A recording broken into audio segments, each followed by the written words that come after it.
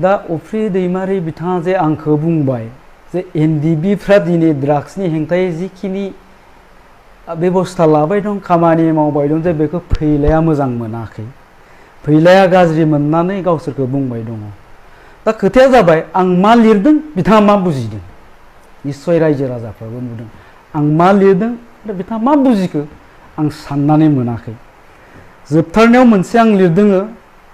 जे आंनिफ्राय नोंथांमोननि आरो थांखि नोजोराव 100% मदद दं थारमाने बिथाङा बेखौ ओरैजाय फरायबाय नामा जे आंनिफ्राय फैलानिफ्राय नोंथांमोननि थांखि आरो नोजोराव 100% मदद गैया होननानै फरायदों नामा बिथाङा आरो गोजौआव दंबावो आथिखालाव बारग' एनडिबिनि दावहारु जोहोलावफ्रा समाजारि हेंथानि खामानि जिखिनि खामानि मावबाय दं बियो बरायजाथाव आरो बाख्नायथाव दा बेखौबो बिथाङा आरो उल्था फरायबाय नामा खामानिया बरायजाथाव जायाखै आरो बाख्नायथाव जायाखै होननानै दा बेफोरखौ नुनानै आङो माने माबा मोनदों आरोखि मा हिसाबै बिथाङा गावसोरनि एगेन्स्टआव खोथा बुंनाय बायदि मोनखो दा आं बेवहाय लिरदों जे जिखिनि ससियेल बा एन्टि ससियेल एक्टिभिटिसफोर सिखाव खावनायनिफ्राय लानानै ड्राग्स जानायनिफ्राय लानानै जिनाहारि जानायनिफ्राय लानानै बिनि अनगायैबो जोंनियाव मोनसे एन्टि ससियेल एक्टिभिटिस दंबावो जायफ्रानोखि ससियेल मिडियानि गेजेरजों गाज्रि पिक्चार गाज्रि भिडिअफोर शेयार खालामो बिसोरखौबो एन्टि ससियेल एक्टिभिटिसआव नि फारियाव लाबोनानै जोङो बिसोरनि सायावबो राहा लानो हाया नामा दा बिसोरनि सायावबो राहा लानांगौ होननानै आं बिथांमोनखौ रिक्वेस्ट खालामदों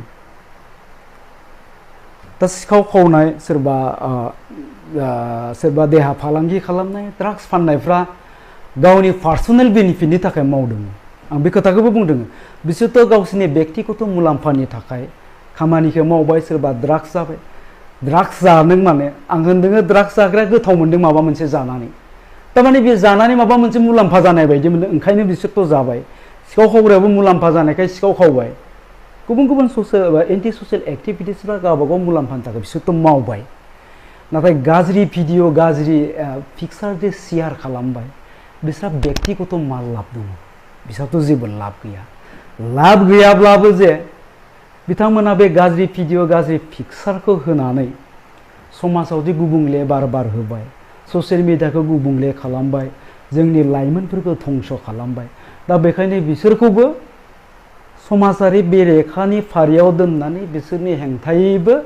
राहा लानांगौ होननानै आं बिथांमोनखौ रिक्वेस्ट खालामदों दा बे बेलायाव बिथाङा बबे लाइनखौ बबे सिरिखौ जे गावसोरनि मावनायनि हेंथायै बुंनाय नुखो आं बेखौ बुजिनानै मोनाखै दा बिथाङा प्रेक्टिकेलनि खोथा बुंदों बिथाङा आंखौ बुंदों जे ससियेल मिडियायावल' बुंबाय थानानै मा जानो नोंथांमोना मा मावदों प्रेक्टिकेलि नोंथांमोना मा मावफेरदों दा प्रेक्टिकेलनि खोथा बुङोब्ला बिथाङा बबे समनिफ्राय बे एन्टि ससियेल एक्टिभिटिसनि हेंथायै खामानि मावनो आवगायदों आं बेखौ मिथिया मावदों मोजां जादों आं दाखालिबो बुंदों बिथांमोननो साबायखर बावदों वेलकाम खालामदों किन्तु आङो जेब्लानिफ्राय एजुकेशन लाइनाव नांथाबनानै थाबाय 2003 निफ्राय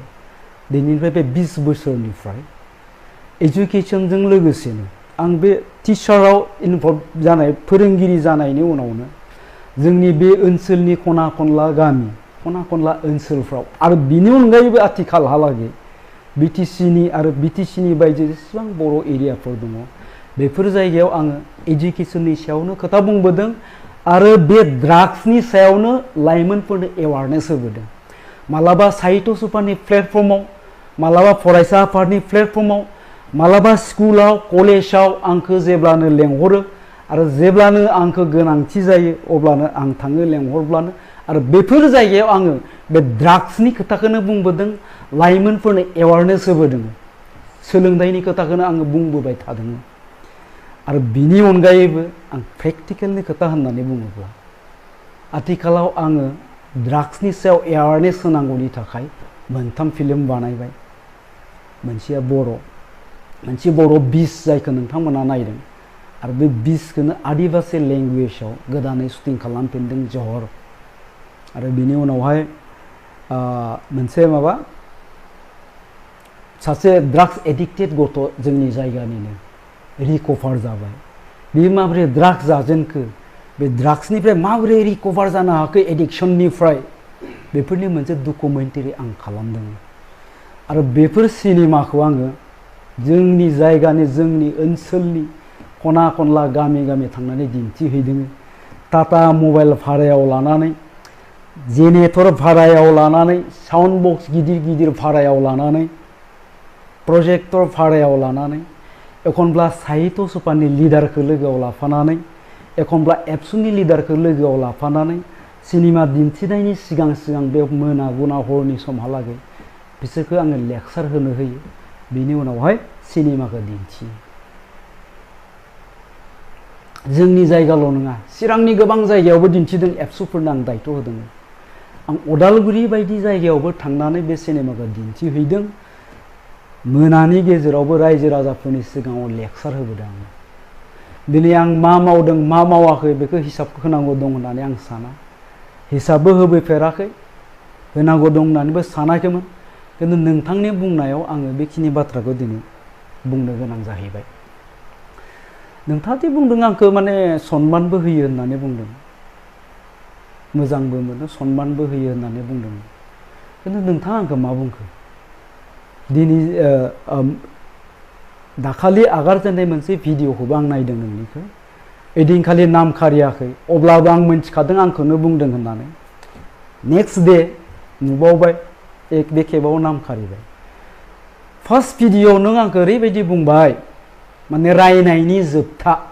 मानसिखौ आरो बिनिख्रुइ गाज्रिसिन रायनो हाया, बेनो जोबथा गाज्रिसिन रायनाय। सोरबा मानसिखौ भिखारि होनना रायनायनि उनावहाय आरोबाव बिनि सायाव रायबावनांगौ थाया।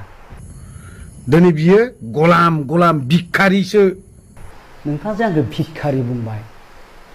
इसोरनि अननायाव जोंनि न'खरा दिनैसिम रावनावबो बिनानै जाफेरनाङाखै। बरन्स नोंथाङा आंनि जायगायाव फैयोब्ला सों रायजो राजाफोरनियाव, आंनि न'आव सोरबा गोरिबनि फिसाया एडमिसन लानो फैसा गैयाब्ला आंनाव बिफैयोब्ला, जेब्लानो आंनि पकेटाव फैसा थायो अब्लानो आं हरो। सोरबा गोरिब मानसिया आंनि न'खराव लोमजादों साजादों ट्रिटमेन्ट लानो फैसा गैया होननानै जुदि आंनियाव बिफैयोब्ला, आंनि पकेटाव जेब्लानो थायो, जेसेबांखिनिसिम थायो आङो हेफाजाब होयो। बेफोरखौ बुंनांगौ दं होननानै आं सानाखै, खिन्थु नोंथांनि बुंनायाव आं बुंनो गोनां जादों।